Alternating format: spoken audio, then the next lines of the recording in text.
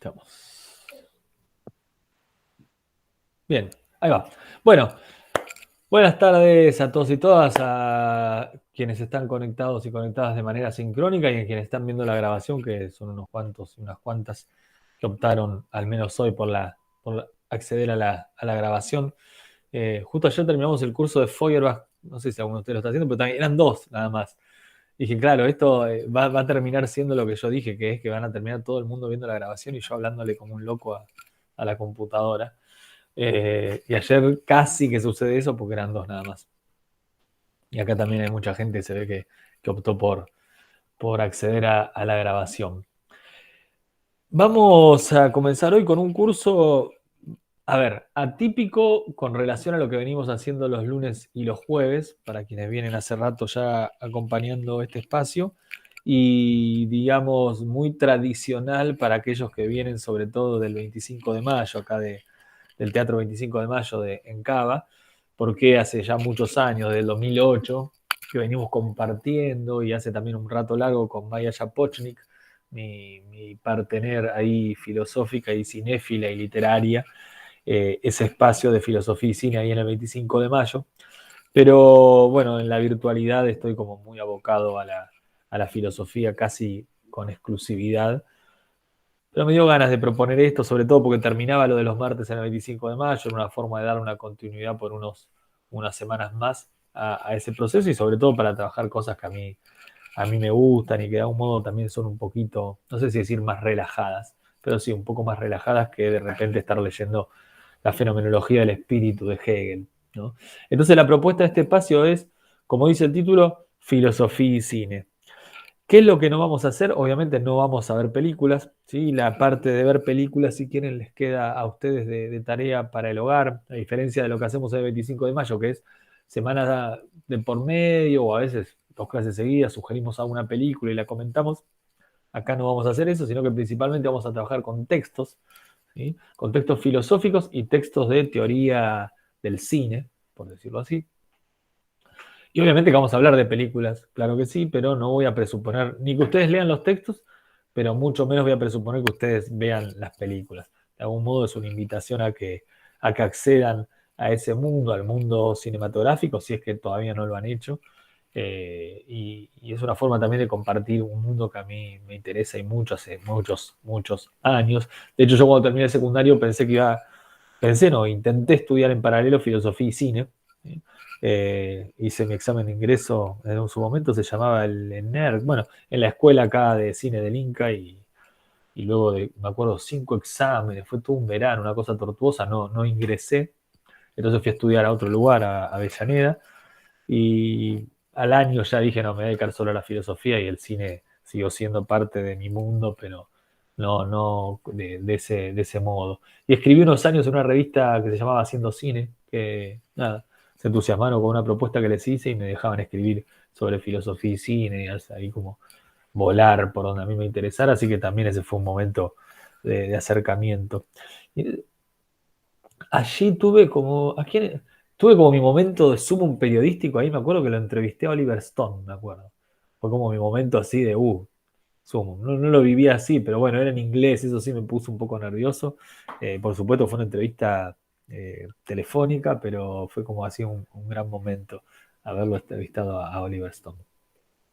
Bien, entonces, filosofía y cine. Quienes vienen al 25 de mayo me escucharon un millón de veces decir eso, así que lo voy a decir rápido, pero quienes no, es importante, ¿no? Que puedan de algún modo acceder a algo que nos viene guiando desde el 2008, allí en el 25 de mayo, que es esta convicción de que tanto la filosofía como el cine son disciplinas, vamos a decirlo así, que nos ofrecen la posibilidad de pensar. Y en ese sentido, lo que voy a intentar hacer es no privilegiar ni a uno ni al otro, si bien lo que sí se van a privilegiar son textos en estas tres clases, pero no vamos a privilegiar ni a la filosofía ni al cine. Es decir, la filosofía no va a venir a echar luz, ¿sí?, sobre determinadas películas, ni las películas van a ser ejemplos de algunos problemas filosóficos que estemos viendo. Y de hecho, los textos filosóficos y los textos, si quieren, de teoría del cine que vamos a ver, van a ver que están todo el tiempo en un diálogo así muy, muy fructífero y, y casi que se confunde y la frontera no va a ser tan fácil de sostener. Pero en principio, entonces, como dice Deleuze, ¿no? el cine, de algún modo, la filosofía crea conceptos, ¿sí? Como disciplina crea conceptos, y esos conceptos, de algún modo, dice Deleuze, son las herramientas que encuentra la filosofía a la hora de enfrentarse a los problemas de la vida cotidiana y a la hora de intentar dar una respuesta a esos problemas de la vida cotidiana. Y por el lado del cine, dice Deleuze, el cine lo que crea son imágenes, ¿sí? La filosofía crea conceptos, el cine crea imágenes. Pero esas imágenes también, en última instancia, son una suerte de herramienta a la mano para tratar de, vamos a decirlo así, ¿no? Acceder a esa realidad o a eso que llamamos nuestra realidad, ¿no? Que siempre está signada por determinadas problematizaciones.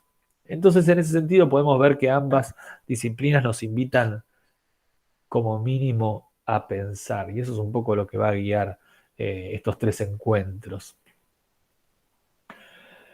Entonces, hoy la propuesta es trabajar con la Escuela de Frankfurt, ¿sí? Ahora vamos a ver un poco qué es esto de la Escuela de Frankfurt, un texto que a mí me gusta mucho. Yo puse una edición, no puse todo el capítulo, ni mucho menos todo el libro, un fragmento del capítulo titulado Industria Cultural. Ahora voy a contar un poco de dónde salió ese texto.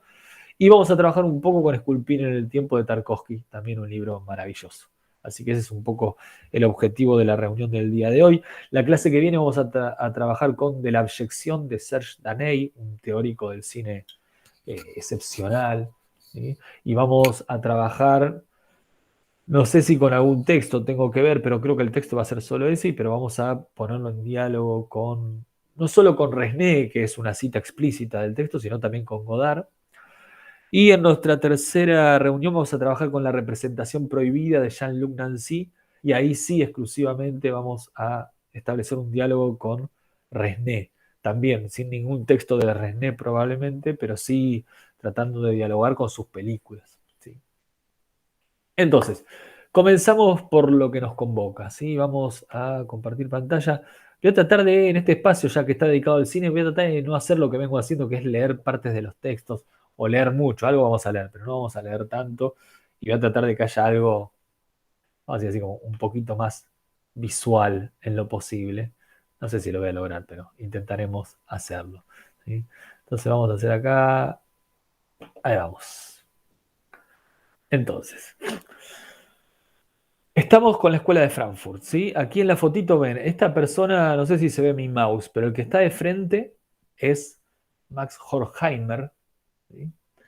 Quien está dándole la mano es el famoso Theodor W. Adorno, ¿sí? Ahora vamos a hablar un poco de estos dos autores, que son los dos autores del texto con el que vamos a comenzar en la reunión de hoy. Y quien está aquí atrás, lo ven ahí tomándose la cabeza, mirando hacia abajo, es Jürgen Habermas, un joven Habermas, ¿sí? Que es un teórico, un pensador, un filósofo francés contemporáneo muy importante que representa, ¿no? Una segunda generación de la escuela de Frankfurt. ¿Sí? Empecemos a hablar de Adorno. ¿Sí? Adorno nació en 1903, murió en 1969. ¿Sí? Es un pensador, un sociólogo alemán, ¿sí?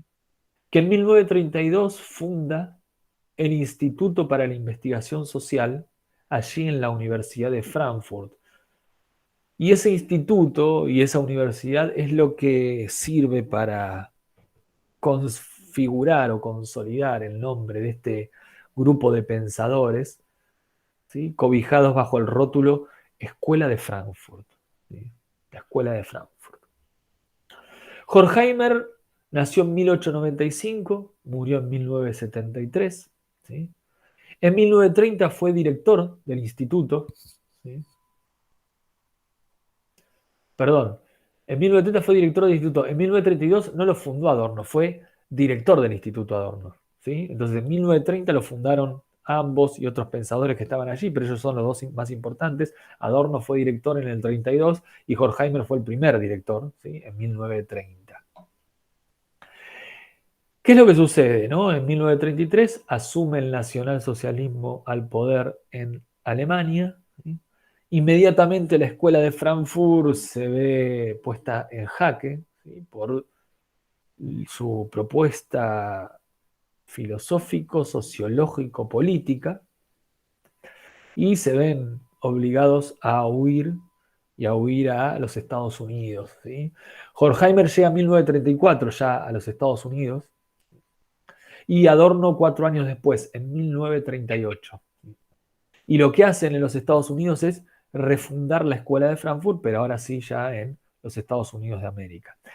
En 1949, ¿sí? Recuerden, en el 45 termina la Segunda Guerra Mundial, 4 años después, en 1949, retornan a Frankfurt y vuelven, ¿no?, a instalar el Instituto para la Investigación Social allí en la universidad donde tuvo origen, ¿no?, este grupo de pensamiento. La Escuela de Frankfurt continúa hasta el día de hoy y creo que estamos en una tercera generación donde hay una suerte, por supuesto, de legado, de herencia, pero por supuesto que hay muchas rupturas, ¿no?, con este paso del tiempo, y hay pensadores como el mismo Habermas, creo yo, que en muchos puntos entran en conflicto con esa primera generación, ¿sí?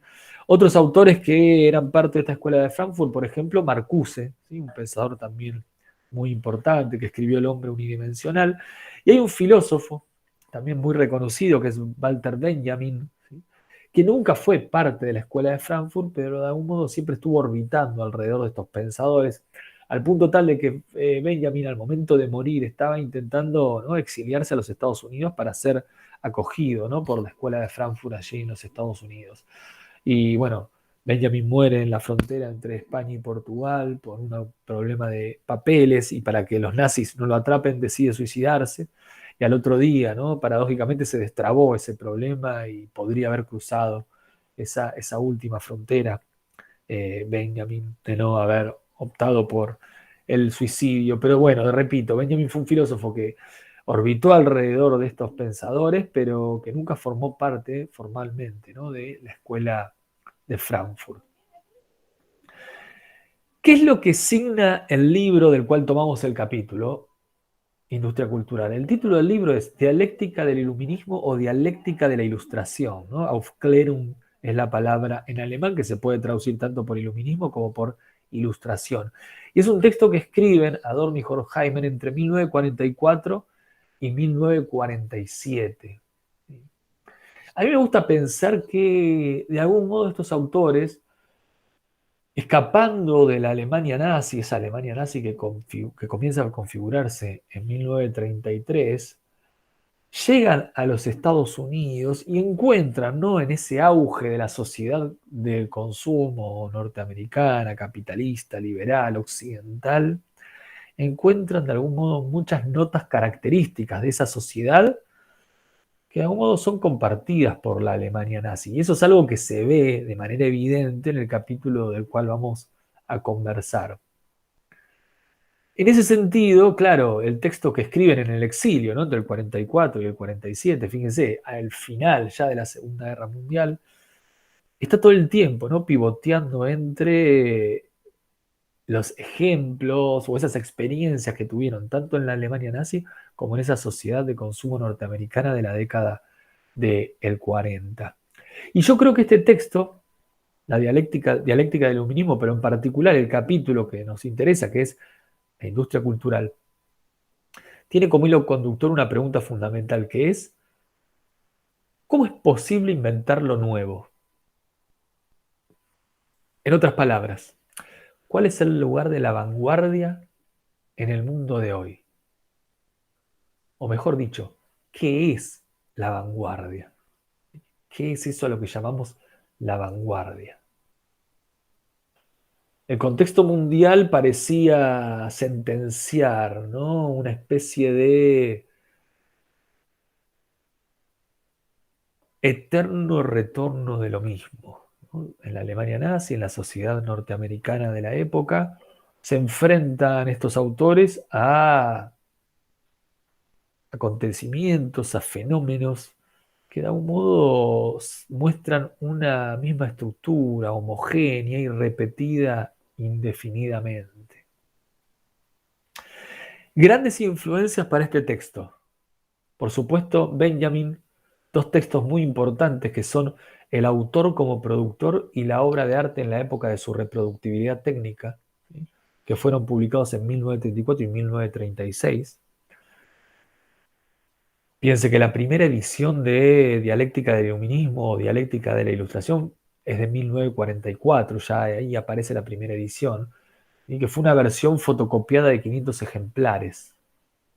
Y el título de esa primera edición era Fragmentos Filosóficos. 3 años más tarde recién va a asumir la forma definitiva, la forma de libro, y va a ser en los años 70, ¿no?, que este texto va a asumir la relevancia que hoy tiene. Muchos años después se le va a dar el lugar que aún hoy conserva, ¿no?, esta obra. ¿Cuál es la gran influencia de estos autores, en realidad, de la escuela de Frankfurt toda? Bueno, por un lado Freud, el psicoanálisis, y ahí uno puede entender el conflicto con la Alemania nacionalsocialista. Y por el otro lado Marx.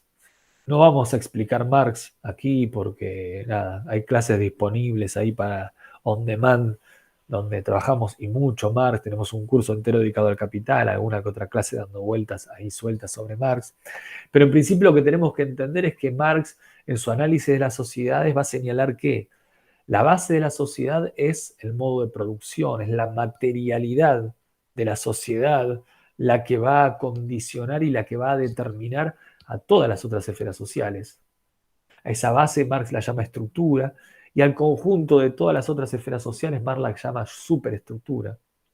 Y lo que va a señalar Marx es que la estructura determina la superestructura, dicho de otro modo, que la estructura asigna, condiciona, le transmite su ADN a todas las otras esferas sociales. Entonces, en un modo de producción capitalista, tu política, tu religión, tu derecho, tu educación, tu cultura van a ser capitalistas. ¿Y qué significa eso?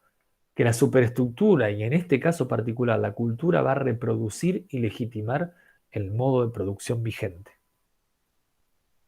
Le va a echar aceite al engranaje y gracias a la ideología nos va a convencer de que es legítimo, de que está bien el modo de producción que rige nuestra existencia. De algún modo podríamos decir que como la estructura determina la superestructura en Marx, nuestra conciencia es el resultado de esa determinación, y a eso Marx lo llama conciencia social. ¿Qué significa eso?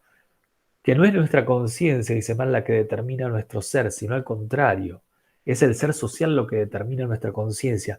Somos un producto social condicionado por el modo de producción vigente. Somos todos hijos e hijas del capitalismo en nuestro caso, si bien esto funciona para cualquier sociedad. Por lo tanto, y vamos acercándonos un poco hacia lo que nos convoca, los sentidos también van a estar configurados socialmente. Vemos lo que el modo de producción nos ofrece a la vista y vemos del modo en que la estructura, es decir, ese modo de producción, forma nuestro sentido de la visión. Nuestro cuerpo está conformado socialmente, está configurado socialmente y a la hora de ver, ¿sí?, a la hora de ver, es todo un entramado social, pero principalmente es una estructura que determina a todo ese entramado social la que está de algún modo viendo allí por nosotros. ¿Por qué? Porque saca a la luz lo que se puede ver y configura nuestra visión. No vemos lo que queremos, sino que somos vistos en el sentido de vuelta, ¿no?, de que nuestra visión y lo que se ve están configurados socialmente. Por lo tanto, están determinados por el modo de producción vigente. Entonces, esta pequeña referencia a Marx nos tiene que servir para comprender, ¿no?, desde qué lugar están pensando estos autores. Y por qué estos autores se interesan por lo que llaman la industria cultural, de vuelta, que es un capítulo dentro de Dialéctica del Iluminismo. ¿Qué es lo que están pensando estos autores, Adorno y Horkheimer, que son los dos autores de esta obra? Están tratando de analizar cómo funciona la cultura dentro del modo de producción capitalista. Y en última instancia se están preguntando si existe la posibilidad de inventar lo nuevo, es decir, si hay lugar para la vanguardia dentro de esa industria cultural. Y fíjense que cuando uno dice industria cultural, Yo creo que ya hoy no, ¿no? Pero por momentos uno puede decir, hay algo ahí que hace ruido, ¿no? Porque la cultura, en principio, no siempre se quiere reconocer atravesada por la lógica mercantil, ¿no? Y ellos van a señalar que la cultura es una industria más dentro de las sociedades capitalistas contemporáneas. Tenemos la industria farmacéutica, la industria alimenticia, la industria automotriz. Bueno, también tenemos la industria cultural, dicen Adorno y Horkheimer. Y lo que quieren ellos es analizar cómo funciona esa industria cultural en nuestras sociedades. Lo dicen en la década del 40 del siglo pasado, pero yo digo, es muy vigente su análisis, ¿no? Y sirve para pensar mucho nuestra cultura hoy. Entonces, de vuelta, ¿no? Esa pregunta es al mismo tiempo la pregunta por la posibilidad de romper con los mandatos de esa industria cultural, es decir, por inventar lo nuevo, es decir, por darle lugar a la vanguardia, darle lugar a la vanguardia. Entonces lo que voy a hacer ahora es esquematizar de algún modo el análisis que realizan estos autores de la industria cultural. Y creo que es una labor viable porque justamente ellos señalan al comienzo de este capítulo que la industria cultural es un sistema. ¿Qué quiere decir que la industria cultural es un sistema? Quiere decir que la industria cultural es de algún modo una unidad, una totalidad atravesada por reglas, por leyes, por normas que de algún modo dictan su desarrollo, su movimiento, su despliegue. Es un sistema porque no importa dónde ponga el foco dentro de la industria cultural, voy a encontrar siempre esas mismas leyes, que en última instancia me permiten reconocer que la industria cultural en tanto sistema funciona como una gran maquinaria regida por determinadas normas. Entonces el texto de algún modo, de manera más o menos ordenada, propone una suerte de catálogo de estas reglas o de estas normas, de estas prescripciones. Pero fíjense, ¿no? Lo importante de esto es que son reglas, son normas, son prescripciones que hacen posible el objeto cultural. En otras palabras, para que algo sea cultura, tiene que estar inserto en la industria cultural, es decir, en este sistema. Es otra forma de decir que para que algo sea reconocido como cultura, tiene que obedecer a rajatabla estas reglas o normas, porque si no, no es reconocido como tal. Y de algún modo ahí ya estoy planteando, ¿no?, el núcleo duro de la reflexión, que es entonces cómo salir de esta lógica sin por eso salirnos del campo cultural, ¿no? Esa es la gran pregunta, creo yo, que atraviesa a este texto. Primer característica de la industria cultural: la producción estandarizada de obras culturales mediante el predominio de la estadística. ¿Qué significa esto? La industria cultural, gracias a la estadística, una estadística que en su momento tenía que ver con encontrarnos a alguien a la salida del cine que nos hacía algunas preguntas, ¿no?, y anotaba en un papel, pero hoy en día una estadística está directamente automatizada principalmente en nuestros teléfonos celulares, ¿no? Reconoce dónde estamos, cuánto tiempo estuvimos, por lo tanto reconoce qué película estamos viendo, cuál no, ve qué gasto hicimos con la tarjeta, si compramos pochoclo o no. Y toda esa big data, de algún modo, sabe más de nosotros que nosotros mismos, ¿sí?, como dice Byung-Chul Han. Entonces, lo que caracteriza a la industria cultural en este primer punto tiene que ver con la producción estandarizada de objetos culturales mediante el predominio de la estadística, pero una producción estandarizada de objetos culturales que redunda en una estandarización del consumidor.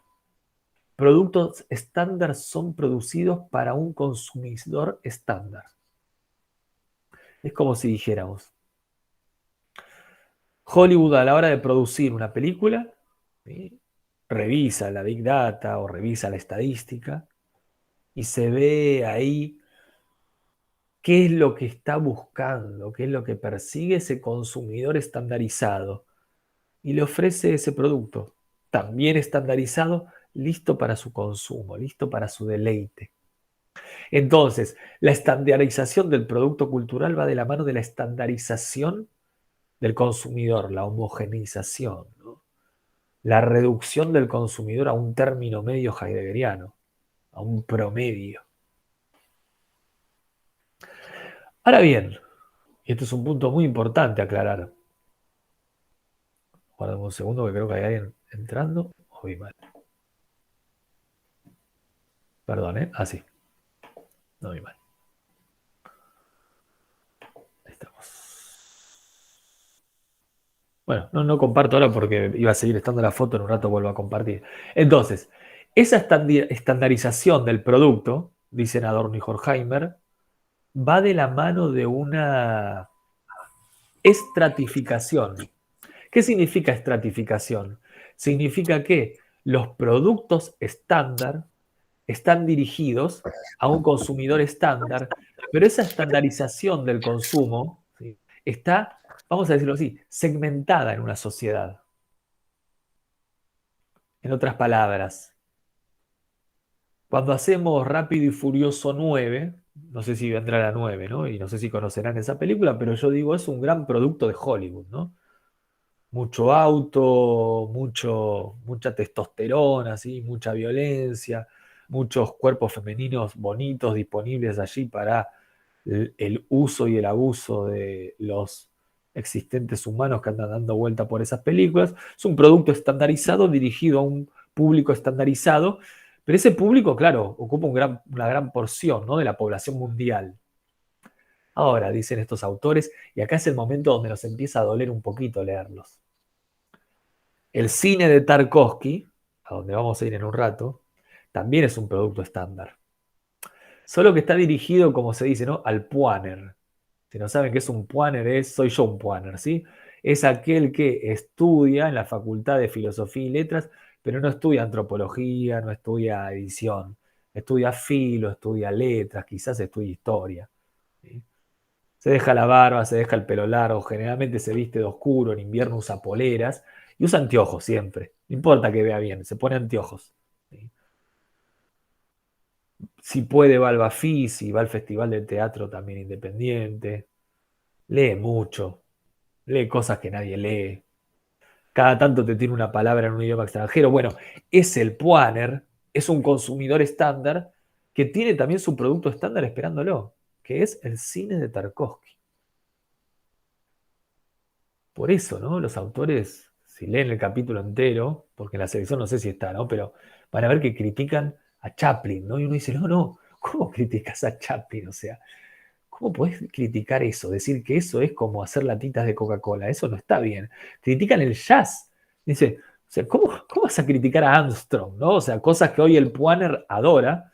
Ellos dicen, eso es un producto estandarizado para las masas. Claro, porque las masas en ese momento consumían eso, ¿no? Consumían Armstrong y consumían Chaplin.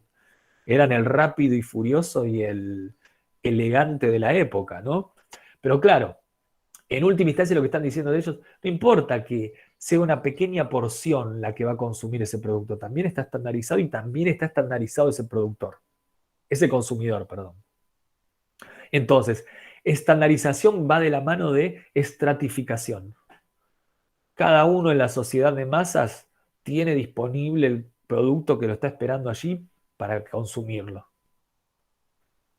Y fíjense cómo acá uno ya está pensando, entonces no hay salida a esto, porque si Tarkovsky es lo mismo que Rápido y Furioso 9, ya me están respondiendo a la pregunta, que es, olvídate que de acá no se sale. No importa qué hagas, estás siempre dentro de la industria cultural. Yo siempre doy el ejemplo, y ya que acá vamos a hablar mucho de cine, lo puedo hacer, ¿no? Cuando fui a ver Yatantango de Béla Tarr, este director húngaro, 7 horas y media, mi recuerdo dice que la primera media hora fue un plano secuencia de vacas pastando. Vacas pastando media hora. Si mal no recuerdo, tuvimos 3 recreos, creo, ¿no? Yo fui con mi hermano y unos amigos, llevamos un termo de café, muchas galletitas, porque realmente era como una experiencia. Cuando terminó dije, bueno, excepcional. Y uno dice, claro, esa es una película, uno dice que, claro, no está pensada para ser comercializada, ¿no? ¿Qué cine va a estrenar?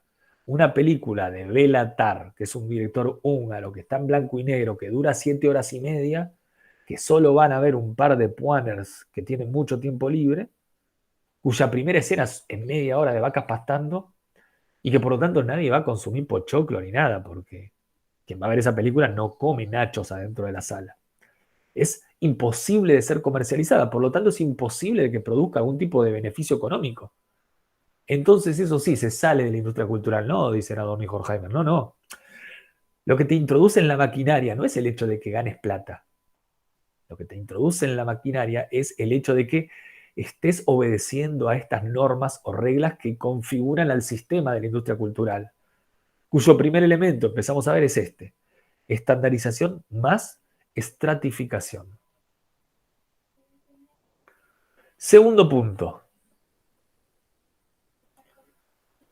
todos los films, dicen ellos, todas las películas, pero en última instancia, todos los productos culturales tienen un mismo significado, dicen.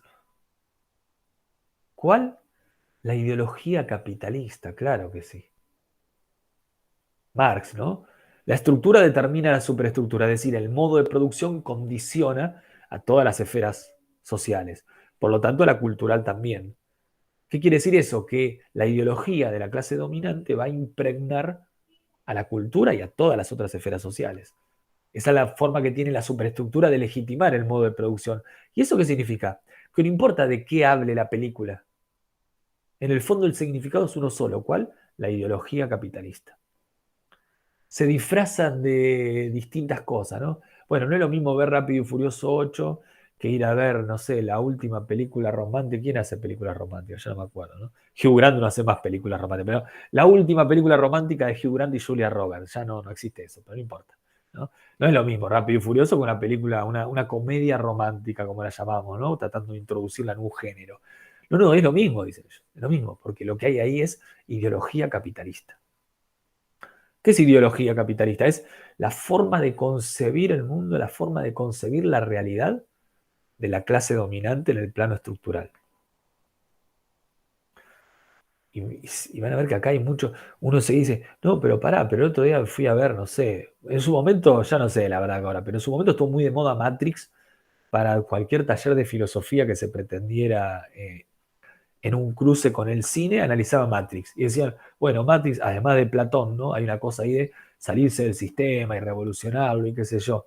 Claro, esa es la ideología capitalista, ¿no? Podés salir, como dice Althusser en Ideología y aparatos ideológicos de Estado. No hay nada más ideológico que creerse fuera de la ideología, ¿no? Ese es el triunfo de la ideología. Y eso es Matrix. Fíjense que en última instancia Matrix, yo me acuerdo también en su momento Truman Show, son películas meritocráticas, ¿no? Si querés, podés.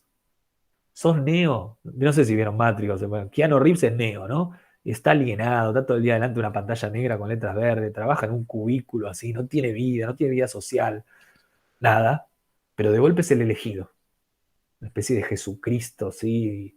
Post-punk que viene a salvar a la humanidad del mal de las máquinas. Entonces uno dice, cada vez es la ideología capitalista, ¿no? Sos un engranaje más dentro de la maquinaria, pero podés ser el elegido, ¿no? Ahí hay algo, creo yo, que se anotan a favor estos autores. Entonces, todos los films, todos los objetos culturales tienen un solo sentido, un solo significado. ¿Cuál? La ideología capitalista. No, sí, tercer punto. Yo veo Rápido y Furioso, pero para entretenerme, decimos, ¿no? Justificándonos. A mí me gustan mucho, por ejemplo, las películas de Marvel. Y yo digo, de verdad, las veo para entretenerme. A su vez digo, bueno, Eternals me pareció una porquería, ¿no? Pero, bueno, qué sé yo, me entretuve. Y dice, esa es la gran excusa que encuentra la industria cultural, el amusement, el entretenimiento. ¿Y la gran excusa para qué? Para disfrazar su verdadero oficio, lo que efectivamente hace. ¿Qué es lo que efectivamente hace la industria cultural? Controla nuestro tiempo libre. Dicen algo así, ¿no? Estás todo el día en la fábrica haciendo latitas de Coca-Cola. Cuando salís, te preparas unas papitas, unos chisitos, la latita de Coca-Cola y te pones a ver Rápido y Furioso 9. Se encargan de que fuera, ¿sí?, de la línea de producción sigas dentro de la línea de producción. ¿Por qué? Porque consumís un producto acabado de esa industria cultural que es la industria capitalista. Se encargan de que fuera del trabajo sigas preso de la lógica productiva, que en nuestro caso es la lógica de producción capitalista. Se disfraza de entretenimiento, pero en última instancia lo que hay ahí es una relación de poder, una técnica de poder, pidiendo prestado esta terminología Foucault, ¿no? Hay un dominio. No, yo veo Tinelli a la noche bailando por un sueño, ahora se llama la escuela del sueño, bueno, no sé, no, la academia se llama, la academia del sueño o algo así, para entretenerme, y claro, sí, ¿para qué vas a ver Tinelli? No lo vas a ver para aprender algo del mundo. Aunque uno aprende muchas cosas del mundo viendo Tinelli, ¿eh? Yo aprendo un montón. Pero en principio uno dice, bueno, para no pasar vergüenza y decir que estoy aprendiendo algo, digo, me entretiene, qué sé yo, veo cómo se pelea Pampita con la esposa de Tinelli y está todo bien. Bueno, atención, dice, porque ese supuesto entretenimiento en realidad lo que te hace es aprisionarte, ¿no? Te condena a seguir dentro de la maquinaria. Vamos a decirlo muy burdo. Salí de trabajar 12 horas por 2,50 pesos la hora, mientras ves Tinelli, se aniquila tu potencia, vamos a decir así, destructiva, ¿no? O sea, se aniquila tu capacidad crítica, tu voluntad de decir, che, hay que revolucionarlo todo porque esto es una porquería, y al otro día te levantás y volvés a ir a trabajar. Es decir, volvés a ser explotado. Esa es la función, ¿no? Nos mantiene adormecidos en nuestro tiempo libre, que en realidad no es un tiempo libre, sino que es un tiempo ocupado. ¿Ocupado por qué? Por la industria cultural, es decir, por el capitalismo.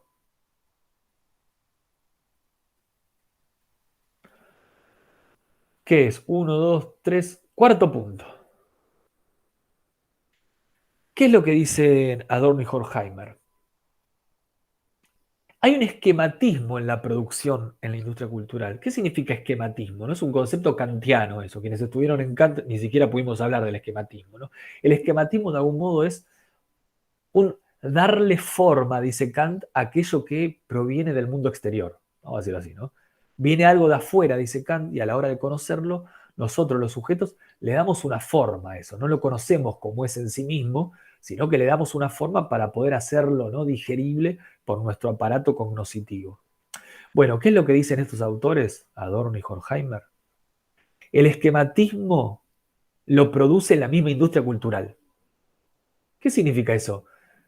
Que ya te dan toda la papilla, ¿no?, lista para que vos abras la boca y directamente la tragues. No tenés que masticar, no tenés que degustar, casi que no tenés ni siquiera que digerir. Va directamente al torrente sanguíneo, es decir, va directamente a las neuronas. El esquematismo de la producción implica que toda esa elaboración que en Kant hace el sujeto a la hora de percibir el mundo, lo hace la industria cultural por vos. Vos solo abrís los ojos y apagá el cerebro, que eso entra inmediatamente, sin ningún tipo de filtro. De la mano, de la mano del esquematismo, podríamos señalar que es un quinto elemento, pero es la contracara del esquematismo de la producción, va el automatismo. ¿Y qué es el automatismo? El consumo automático de los objetos culturales, de los productos culturales. No sé si les pasa, ¿no? Pero acá en mi casa usamos mucho la tele como fondo, ¿no? Se prende la tele, queda ahí, prendida, nadie la mira, está al divino botón, sin volumen muchas veces, está ahí de fondo. ¿Para qué la prendimos? Ni sabemos. Capaz la prendimos para ver la temperatura y quedó ahí, y vamos pasando, está ahí.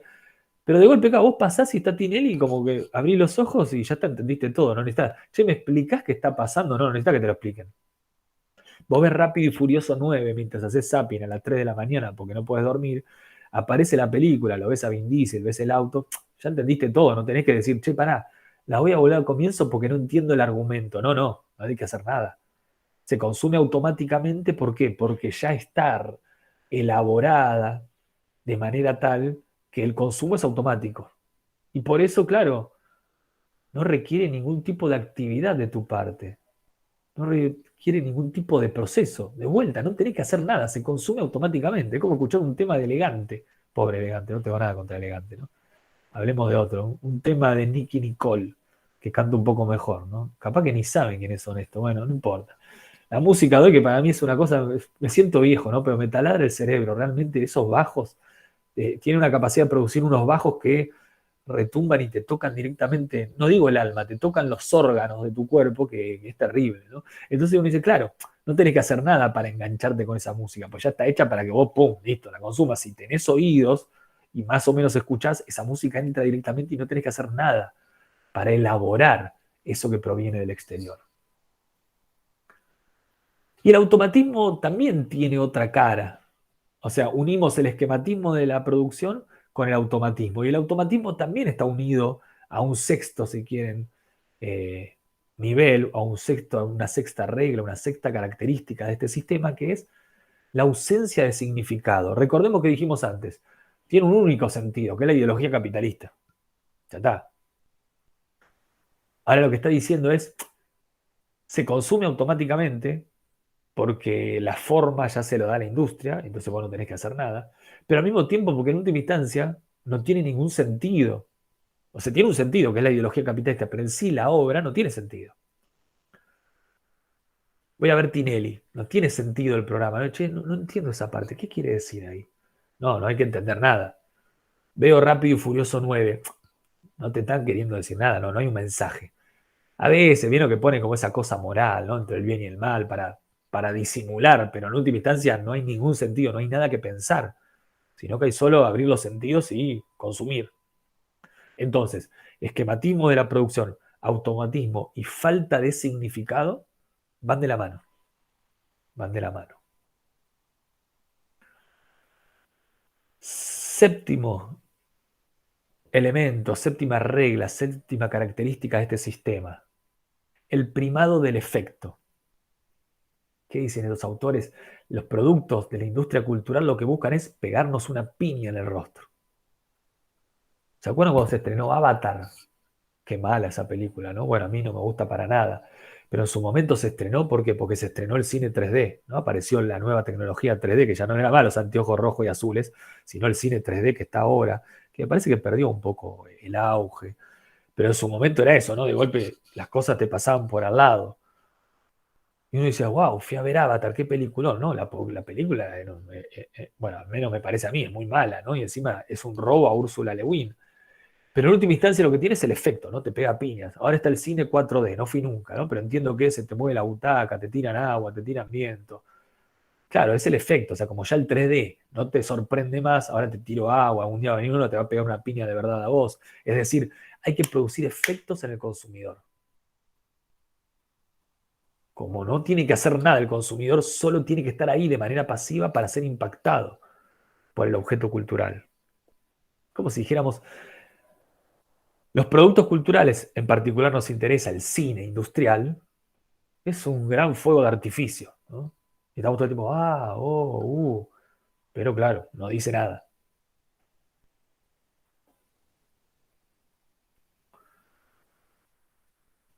Octavo punto. Si la industria cultural, sí, José, vamos, te escucho, te escuchamos, perdón.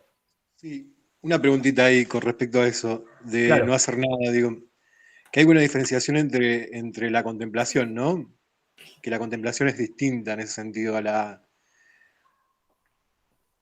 mera estar atrapado, digamos, en esto de los efectos y qué sé yo. Lo digo por otras películas, ejemplo Patterson de Jarmusch. gran película, me Sí, encantó Patterson, una de las que digo grandes. que no pasa nada, pero y tampoco esperás que pase algo, porque no va por ese lado. Bien, Pero hay bien, bien. como una contemplación ahí, ¿no? Como una cosa casi meditativa al ver la peli. Digo que. Me pongo la remera de la escuela de Frankfurt, ¿no? O sea, va a ser duro lo que te voy a decir. Pero dice, no, Patterson es igual que Rápido y Furioso 9. Solo que vos, José, como sos una especie de puaner, que no es tan puan, pero sos una especie de puaner, claro, tenés ese producto esperándote para consumir. Y vos decís, ay, qué digo, me pongo la remera de ellos, ¿no? Para mí es una gran película.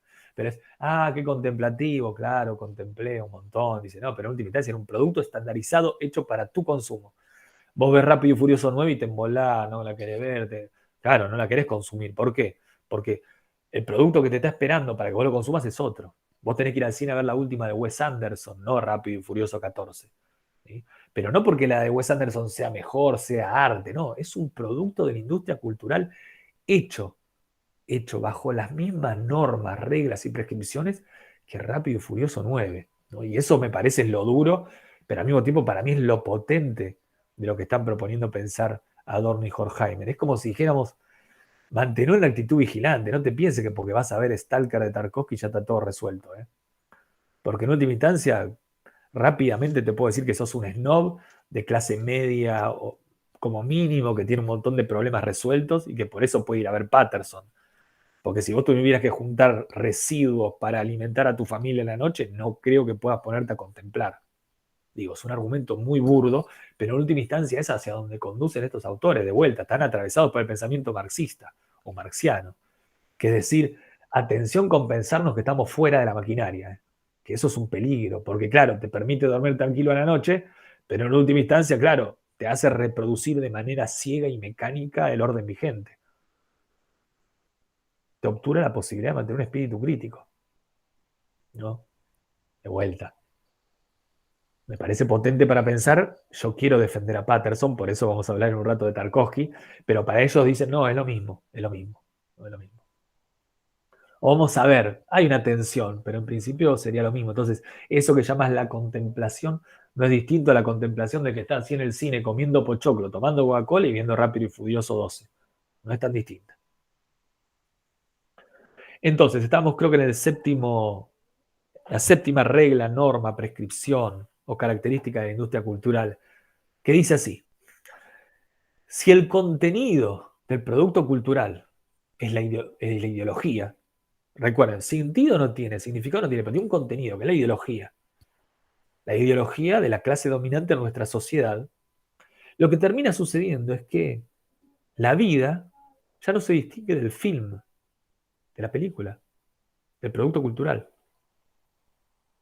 Yo siempre el ejemplo que doy esto mucho en las escuelas secundarias, siempre el ejemplo que doy, me quedé medio pasado de moda, ¿no? Pero vieron que pasa muchas veces en la novela, siempre me acuerdo de Mariano Martínez y Lali Espósito, creo, que digamos, son pareja en la novela y luego son pareja también en la realidad. Entonces uno dice, ah, claro, qué justo, qué sé yo. Y a veces pasa muchas veces, no sé si les sucede o si ven noticieros, espero que no, pero si ven noticieros, parece que a veces el noticiero habla de una ficción y de golpe la siguiente noticia es, bueno, los policías que asesinaron a Lucas están presos.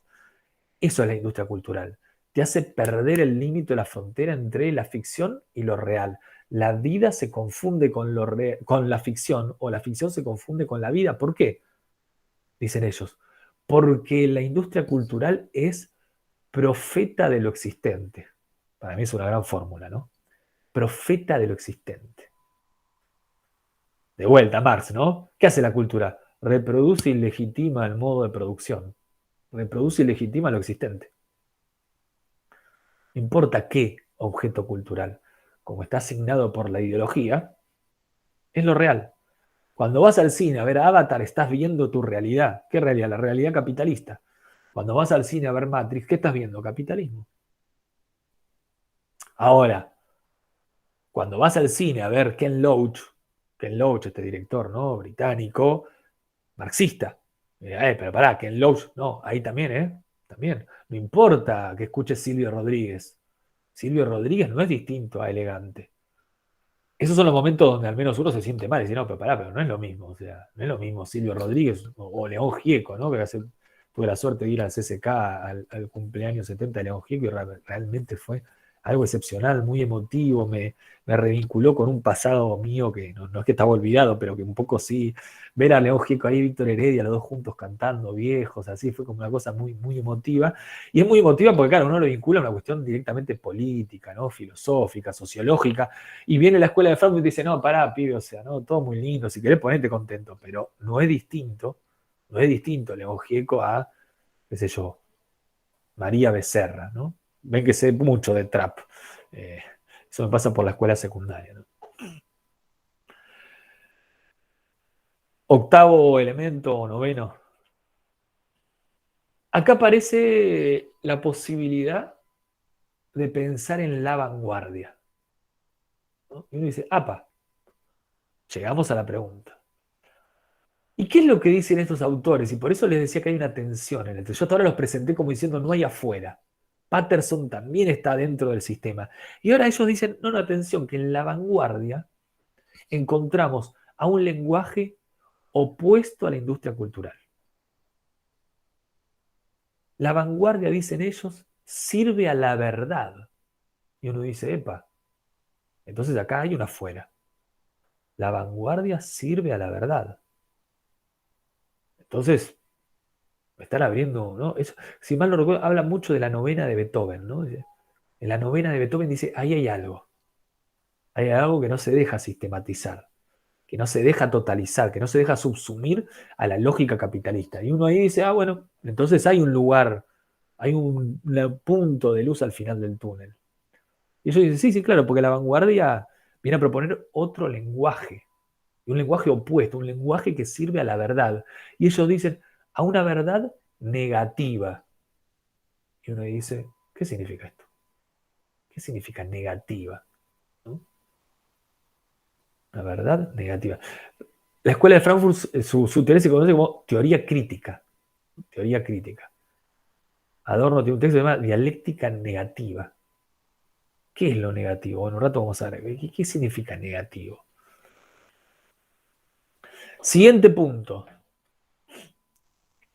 El estilo es una violencia. ¿Qué significa eso? ¿Te acuerdas que dijimos hace un rato, claro, no tiene un contenido el objeto cultural, el contenido es la ideología? ¿Por qué? Porque el contenido está en la forma, dicen estos autores. ¿Y qué es la forma? La forma es el estilo.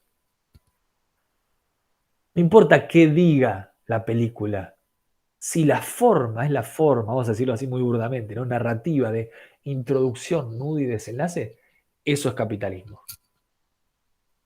El contenido de la forma, un texto que siempre me gusta citar el título nada más, de Hayden White, ¿no? Un filósofo de la historia. El contenido de la forma narrativa, dice Hayden White, tiene un contenido en sí mismo. Entonces, atención cuando hacemos historia, dice White, porque al momento de darle una estructura narrativa a los acontecimientos del pasado, estamos introduciendo cierta inteligibilidad que en sí mismo no tiene el pasado. Lo estamos haciendo digerible, lo estamos haciendo accesible, comprensible, introyectable, corriéndonos, y esto va a volver cuando veamos Daney la semana que viene y cuando veamos también a Jean-Luc Nancy, ¿no? Pero corriéndonos lo que están diciendo es que el problema está en la forma de los objetos culturales. El contenido está ahí, ahí está la ideología capitalista. Introducción, nudo y desenlace. Te presento los personajes, se desarrolla el problema, se resuelve. Ese es el problema. Y ahí viene todo el debate, y volvemos al ejemplo que dijo José de Patterson, entre el cine narrativo y el cine no narrativo. Que dice que en última instancia el debate es político. ¿Eh? No, pará, yo quiero una película que no esté estructurada como introducción, nudo y desenlace. Pero entonces no pasa nada. Sí, bueno, desde tu perspectiva no pasa nada, porque para vos, si no hay introducción, nudo y desenlace, no hay nada. Pero hay otra cosa. ¿Por qué todo se tiene que reducir bajo esa forma? Para los narrativistas, por ejemplo, Paul Ricoeur, ¿no? Un filósofo muy importante, un analista de la literatura muy importante, un gran escritor de resúmenes de otros autores, Paul Ricoeur dice, la narrativa está en nuestra estructura cognoscitiva, ¿no? La narración. No importa que veas Patterson y que Jarmusch quizás no haya pretendido darle una estructura narrativa clásica a la película. Cuando vos la ves, por el hecho de verla, la estás introduciendo en una narración. Porque es tu única forma de darle un sentido, de volverla inteligible. No importa cuán no narrativo sea el film. Siempre el espectador lo va a tratar de introducir en cierta narrativa. Porque es la única forma de vuelta de poder acceder a ese objeto cultural. Bueno, ahí hay toda una línea de debate en la que no nos vamos a meter, pero que es muy interesante y que nos permite también ver por qué de golpe el cine de Godard, que yo sé que a Graciela la aburre un montón porque me lo confesó, pero por qué el cine de Godard es un cine que está atravesado por lo político. Porque hacer una película no narrativa no es solo una cuestión elitista, sino que tiene que ver con esto, ¿no? Atención que la narración no es la única forma de contar historias. O mejor dicho, contar historias no es lo único que puede hacer el cine. Contar historias no es lo único que puede hacer la literatura. Contar historias no es lo único que puede hacer la pintura, la música. Hay otras cosas. Hay otros modos.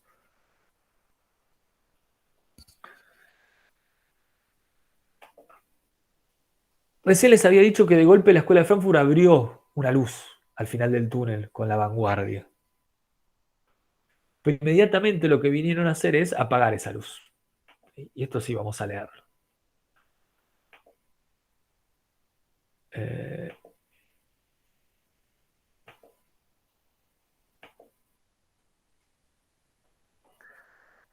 lo que se resiste puede sobrevivir solo en la medida en que se integra.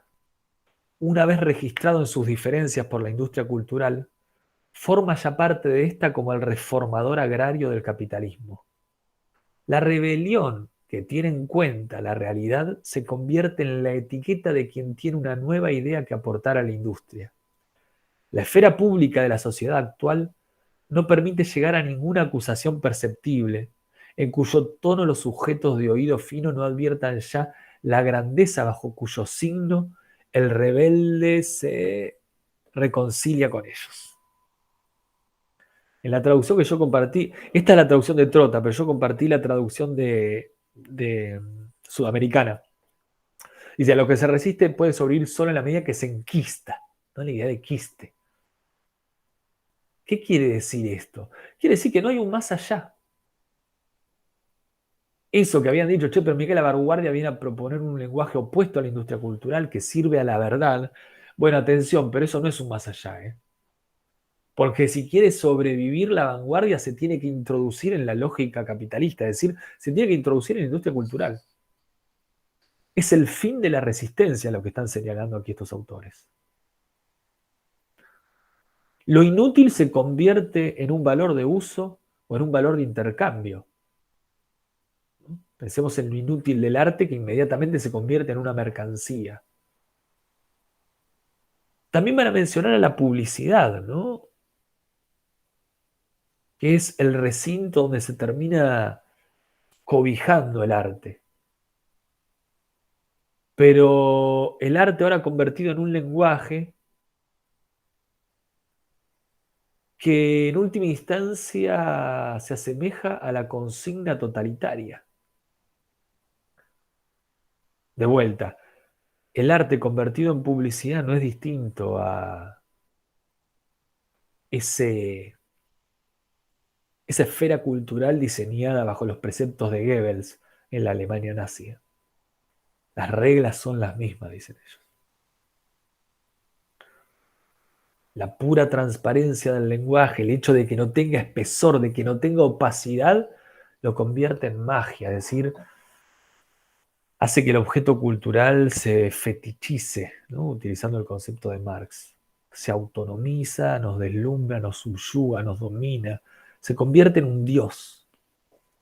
Hay un exceso de transparencia en la industria cultural y es algo que vamos a ver ahora, espero, con Tarkovsky. Nuevo punto, ya me olvidé la numeración. La ideología conduce a la eterna repetición de lo mismo, es decir, a una exclusión de lo nuevo. Rearmemos todo el argumento. Volvemos. La pregunta hilo conductor de este capítulo es ¿cómo es posible la vanguardia? ¿Cómo es posible lo nuevo en el plano cultural? Es el gran problema de la invención. Recomiendo siempre el texto de Derrida, Sige invenciones del otro. Y Derrida de algún modo lo que va a plantear es muy cercano a esto. Señala, si yo invento algo radicalmente novedoso, no va a ser reconocido como invención, por el simple hecho de que nadie lo va a reconocer como parte de la tradición que viene a revolucionar. Por lo tanto, lo nuevo para ser tal tiene que repetir parte de lo heredado, parte del legado. El ejemplo que siempre doy, Duchamp invierte el mengitorio, que sabemos que no era de él, pero no importa, invierte el mengitorio y lo instala en el baño de su casa. Viene alguien y le dice, che, te estafó el plomero, eso está mal puesto. Ahora invierte el mengitorio y lo introduce en el museo, revoluciona el arte, es la vanguardia, es lo nuevo. Lo nuevo siempre tiene que repetir lo ya dado para ser tal. Es decir, lo que resiste solo puede sobrevivir en la medida en que se integra. Si no, no tiene posibilidad de sobrevivir. Entonces uno dice, pero entonces, ¿qué lugar hay para la resistencia? Bueno, claramente esa resistencia no es una afuera, no se resiste desde afuera, sino que desde adentro. Ahora, ¿hay resistencia si hay enquistamiento? Si la vanguardia se convierte en un quiste, si Patterson es reconocido como parte de la historia del cine y por lo tanto es reconocido como parte de la industria cultural. También hay que pensar en Godard, ¿no? En historias del cine, gran película documental, ensayo fílmico, como lo quieran llamar. Lo interesante es que Godard señala en el origen del cine no tanto el lugar de los directores, sino el lugar de los productores. Dice, estos fueron los grandes, ¿no? Visionarios que inventaron el cine, los productores. Porque el cine desde el comienzo fue una industria, ¿no? Pensemos en el momento, no me acuerdo cuál es la fecha, ¿no? Siempre me olvido, creo que es en diciembre, en el momento que se dice, este día nació el cine. No fue el día que los hermanos Lumière hicieron la primera proyección, porque ya habían hecho proyecciones antes. Fue el día en que el papá de los Lumière, que tenía el circo, cobró entrada por la proyección. El nacimiento del cine es el nacimiento de la industria cultural, del mercado del cine. Eso es algo que está latente, bueno, en Godard, pero digo, eso es lo que están pensando aquí los autores.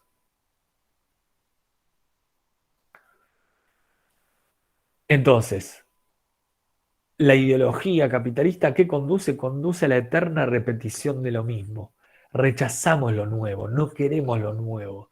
El consumidor estandarizado quiere consumir productos estandarizados. Hay una lógica ahí a la repetición ligada desde Freud, ¿no? A la infancia para estos autores. Vieron que los niños y las niñas en su temprana edad quieren ver siempre la misma película. Bueno, dice, eso sucede con los consumidores y las consumidoras dentro de la sociedad capitalista. Quieren ver siempre lo mismo, aunque esté disfrazado de novedad, ¿no? Repelen lo nuevo, repelen lo nuevo. Anteúltimo punto. Por un lado, la industria cultural promete la satisfacción del deseo y al mismo tiempo lo prorroga. Hay una represión y una amenaza de castración inscripta en los objetos culturales. El ejemplo que ellos dan es muy sencillo, ¿no? La heroína de esa novela, yo imagino la novela de Thalía, ¿no? De los días de semana a la tarde, donde era una chica pobre que se enamora del chico rico y todo el devenir de esa historia tiene que ver con la imposibilidad de que se concrete el amor hasta que finalmente se concreta. Bueno, dice, y la industria cultural está pinchando de algún modo un deseo, ¿no? El deseo de, nada, sacarte el 15 y ser vos al que le toca, ¿no? Ser el elegido, ser the one. Pero al mismo tiempo que te está diciendo, no sos vos el one, ¿eh? The one es Keanu Reeves, es Neo. O The one es Thalía, la protagonista de la novela, no sos vos.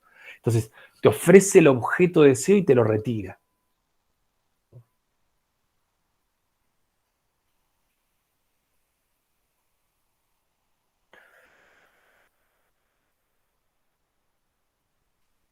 Bien, vamos a dejar acá la industria cultural porque quiero que hablemos, aunque sea algo de Tarkovsky, aunque la que viene retomemos. Vamos a hablar algo de Tarkovsky. Acá, mira esto. ¿Dónde estoy? Acá.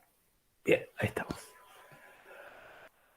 Andrei Tarkovsky, director de cine ruso, nacido en 1932, fallecido en 1986.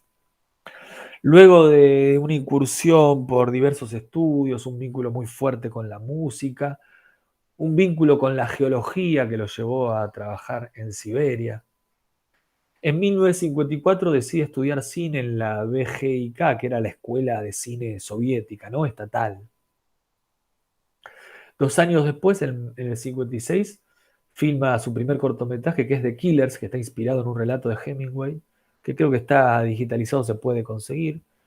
En 1961, su cortometraje, digamos, de graduación, que es El violín y la pisonadora. Un año después, 1962, su primer largometraje, que es La infancia de Iván, por el cual gana el León de Oro en Venecia. Y luego de esa primera película comienza por parte del régimen soviético una estricta vigilancia sobre el trabajo de Tarkovsky. Algunos dicen que el carácter críptico de sus películas tienen que ver con ese control estatal por sobre su obra. Esta vigilancia hizo que su segunda película, Andrei Rublev, de 1966, recién se estrenara en 1971, ¿sí? 4 años, no, perdón, 5 años después. Tengo entendido que en el Festival de Cannes, donde se proyectó por primera vez, se hizo a altas horas de la noche, la madrugada, tratando de algún modo de disimular y decir, bueno, se estrena la película, pero buscando que no gane ningún tipo de premio ni de reconocimiento. ¿Sí? Un año después filma una película excepcional que es Solaris, ¿sí? Que tiene obviamente, como todo en la vida, su versión hollywoodense encarnada en George Clooney. Solaris es una película excepcional. Nada, yo creo que es un muy buen lugar para empezar a ver a Tarkovsky. Si les interesa, en su momento fue comparada con 2001, Odisea del Espacio de Kubrick, y fue una película que le abrió de algún modo las puertas de Occidente a este realizador realmente excepcional. 1975, 3 años después, El Espejo, ¿sí? Una película también excepcional que si leen ahí el comienzo de Esculpir en el Tiempo, el librito que vamos a comenzar o que vamos a comentar ahora y probablemente un poco la clase que viene, eh, abre con unas cartas que él recibe a partir de esa película, uno diciéndole, es la peor porquería que vi en mi vida, y otro diciéndole, usted filmó mi vida directamente, y un poco la reflexión de Tarkovsky parte, ¿no? De esta suerte de dicotomía o de contradicción a la que se ve expuesta su obra, su trabajo. 4 años después, filma Stalker, La Zona, otra gran película, para mí de las mis películas favoritas de la historia del cine directamente. También un muy buen lugar por el cual comenzar a ver a Tarkovsky, ¿sí? Una película que de algún modo tiene una estructura narrativa, como siempre, tiene una fotografía excepcional, tiene unos climas increíbles y bueno, nada, lo que hace él con esa historia a mí me impacta mucho.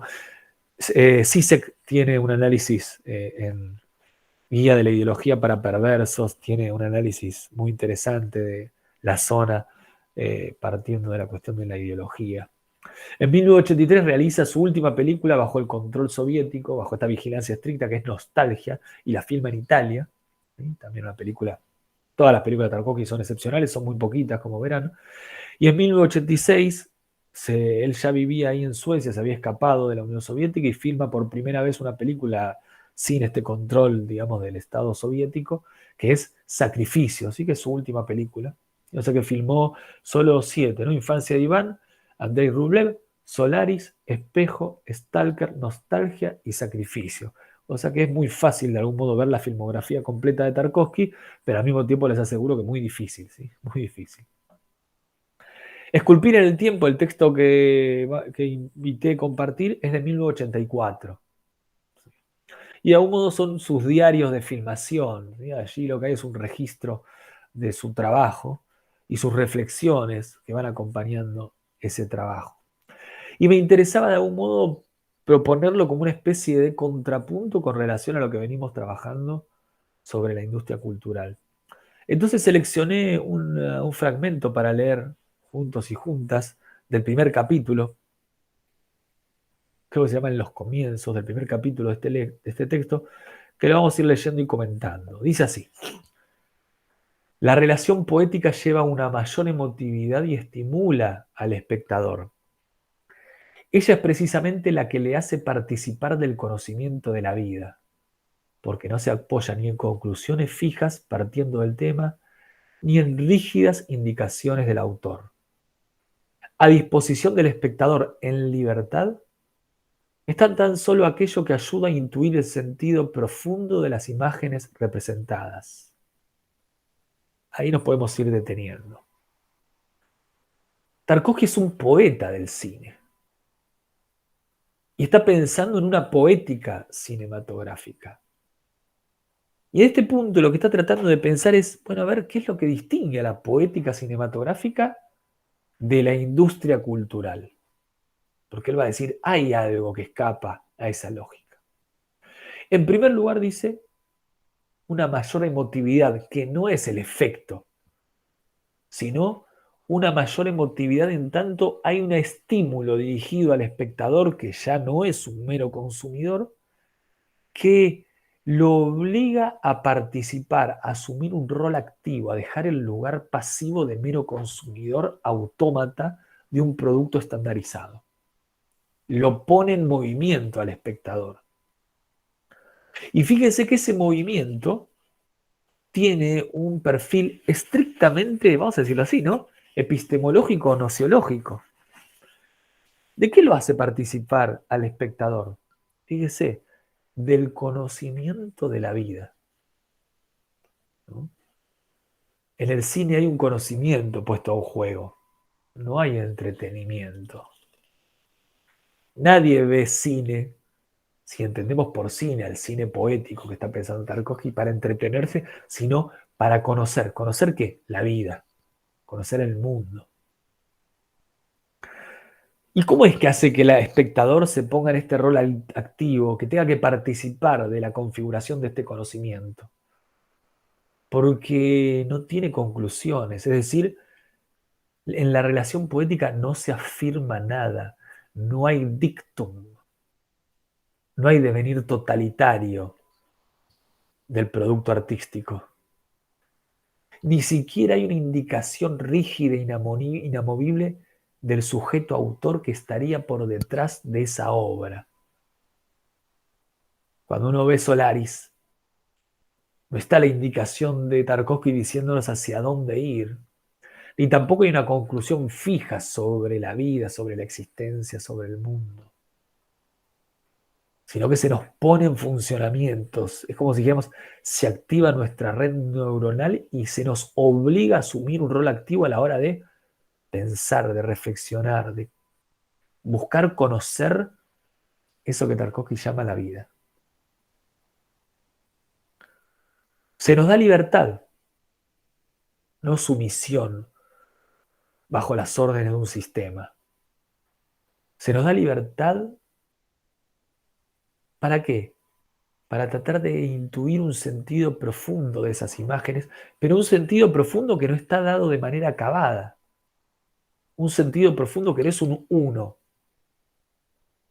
sino que es un sentido profundo que requiere para su configuración de la coelaboración, de la coparticipación del espectador.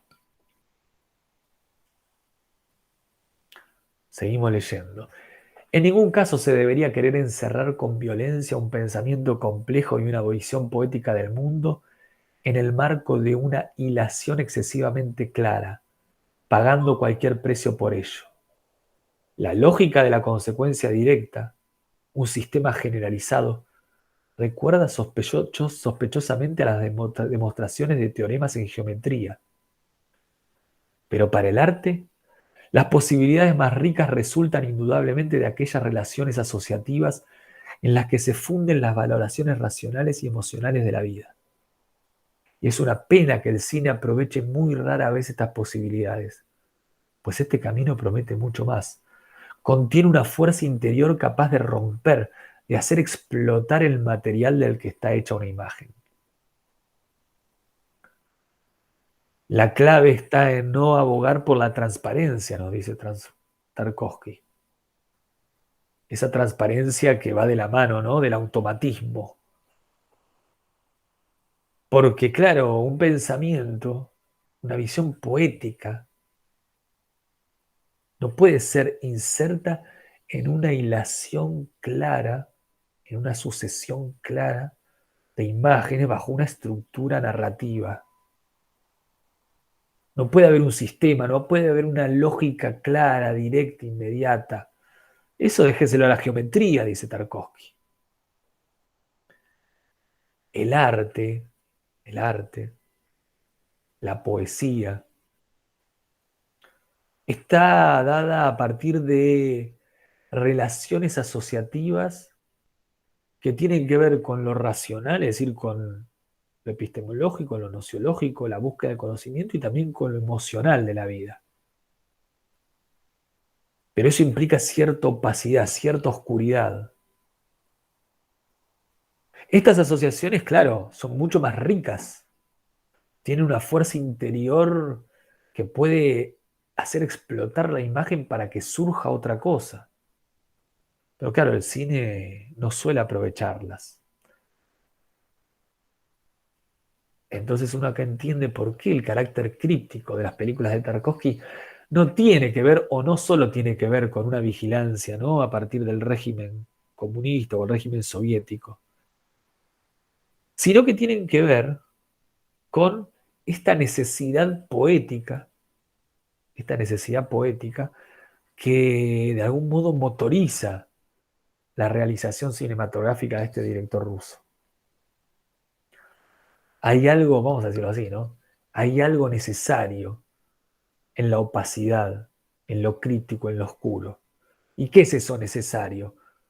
Que se pone en juego en la opacidad. El respeto al espectador, el respeto a su libertad, el respeto a su capacidad de colaborar, de co-dirigir, de co-realizar la película que se le ofrece, ¿no? Pasa mucho con los textos, ¿no? Yo suelo decir, para leer cosas que entendemos tenemos las redes sociales, tenemos los medios masivos de comunicación, tenemos los diarios. Lo interesante es leer cosas que no entendemos, que son opacas, que son oscuras, ¿no? Que no permiten un acceso inmediato, un consumo automático. Y ahí hay un valor. ¿Cuál es el valor? El valor no tiene que ver con algo del orden de lo elitista, de lo erudito, sino que tiene que ver con el respeto hacia el consumidor, que ya no es un consumidor, sino que es un colaborador de la realización de esa obra. Necesita una actividad de mi parte esa obra para ser tal. Rápido y Furioso 10 no me pide nada, pero no necesita nada. La infancia de Iván me pide mucho y necesita de eso para hacer un film. Sin eso no es una película.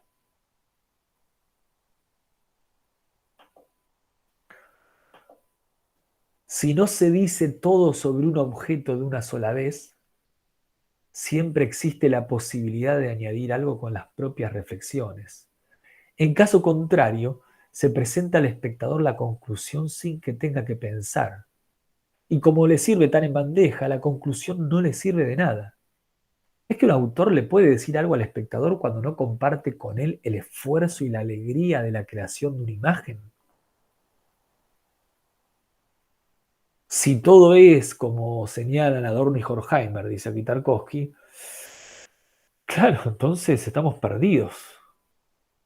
Por suerte existe la poesía y existe la poesía en el cine, que no le ofrecen conclusiones al espectador, que no le ofrece un sentido, sino que lo obliga a pensar. ¿Vos querés ver Tarkovsky? Bueno, primero tratá de no tener sueños, segundo tratá de apagar el celular, tercero si la podés ir a ver al cine mejor, y cuarto no te compre pochoclos o los nachos con cheddar, porque se te va a exigir algo a la hora de ver esa película. Pero claro, se te exige porque el resultado de ese proceso, de esa actividad, de ese esfuerzo, va a ser algo valioso para vos. Vas a compartir el proceso creativo con el realizador del film.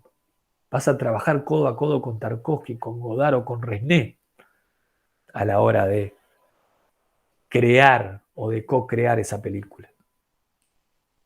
El procedimiento creativo tiene además otra ventaja, dice Tarkovsky.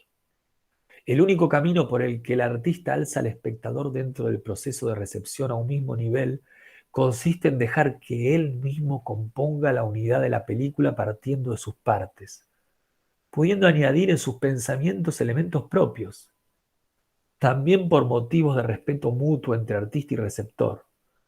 Una relación de este tipo es la única comunicación artística adecuada. Al hablar de poesía no estoy pensando en ningún género determinado. La poesía es para mí un modo de ver el mundo, una forma especial de relación con la realidad. Vistas las cosas así, la poesía se convierte en una filosofía que acompaña al hombre durante toda su vida. En este procedimiento creativo que signa el quehacer poético, no solo en cine, sino en todas las artes, el artista establece democráticamente al espectador en su mismo lugar en el proceso creativo. Y lo hace componer el film poniendo elementos propios en esa composición. Esta es la única relación entre yo y el otro, y digo esto porque la semana que viene vamos a hablar de Daney, donde es posible el respeto.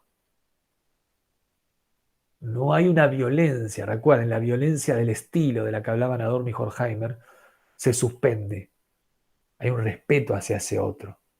Artista y receptor entran en una comunicación artística adecuada.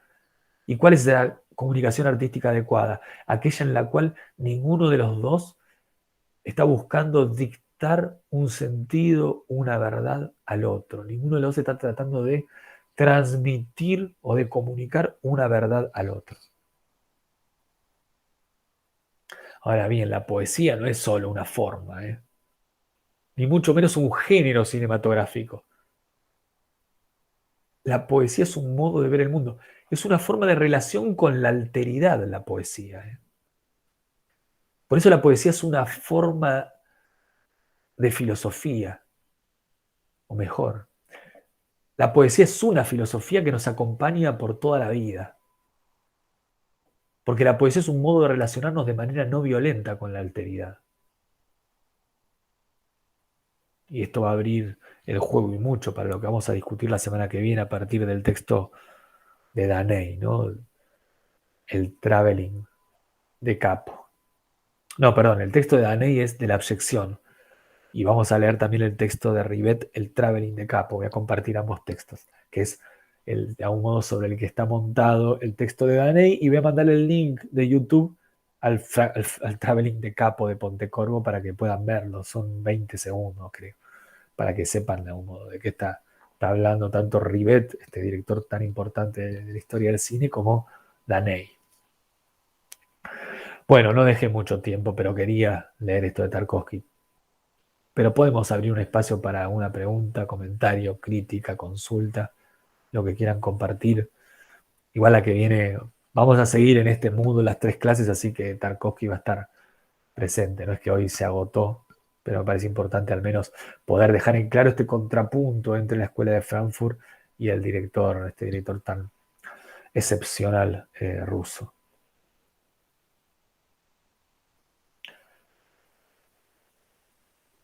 Preguntas, consultas, comentarios, críticas.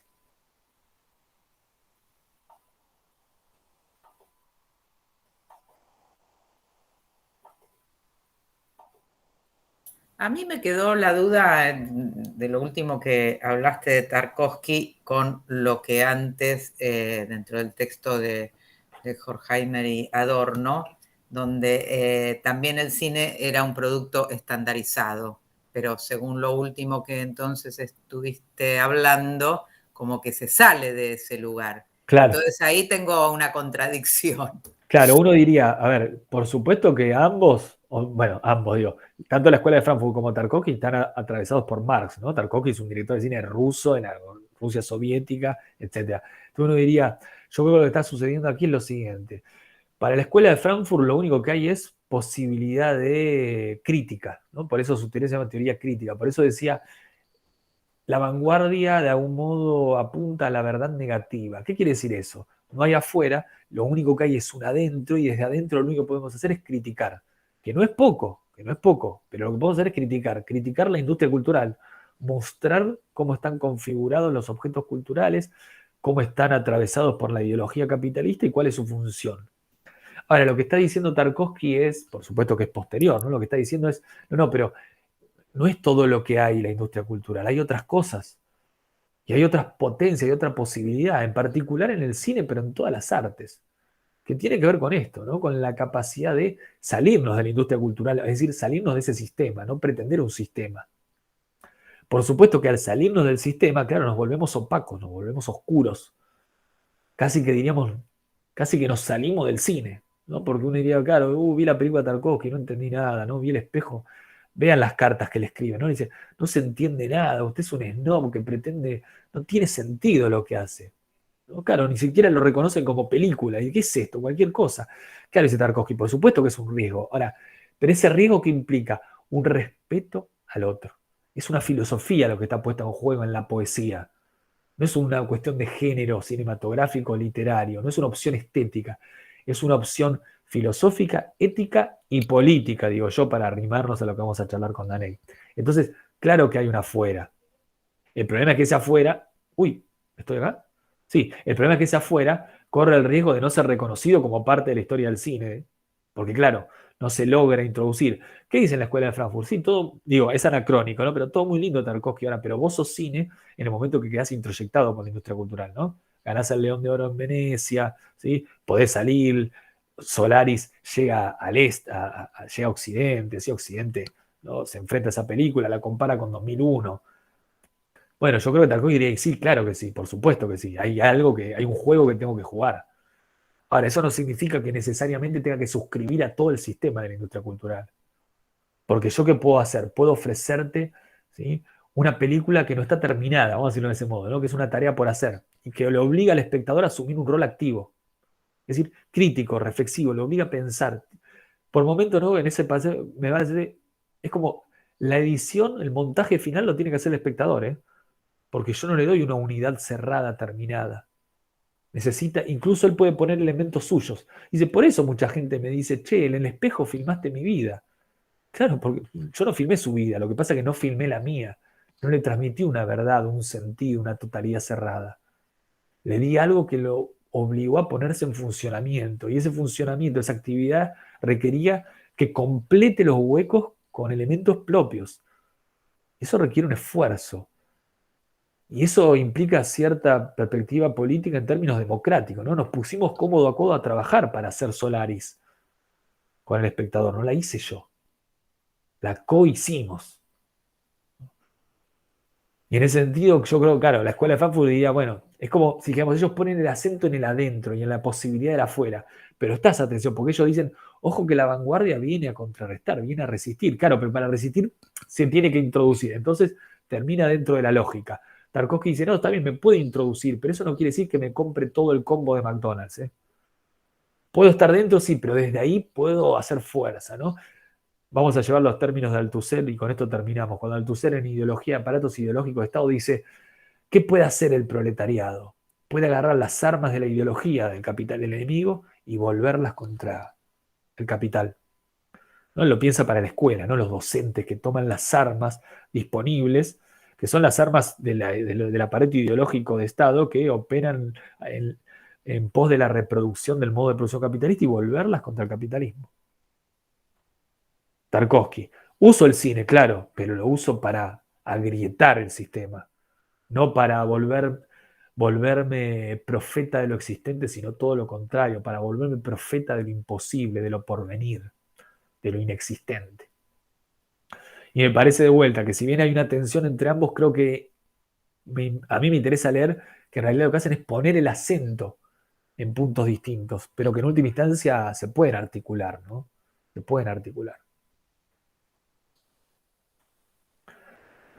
Bien, hemos terminado con nuestra primera reunión. Clase que viene, esos textos tan lindos los voy a subir seguramente mañana, los subo al live, ¿no? De Rivet, de Daney.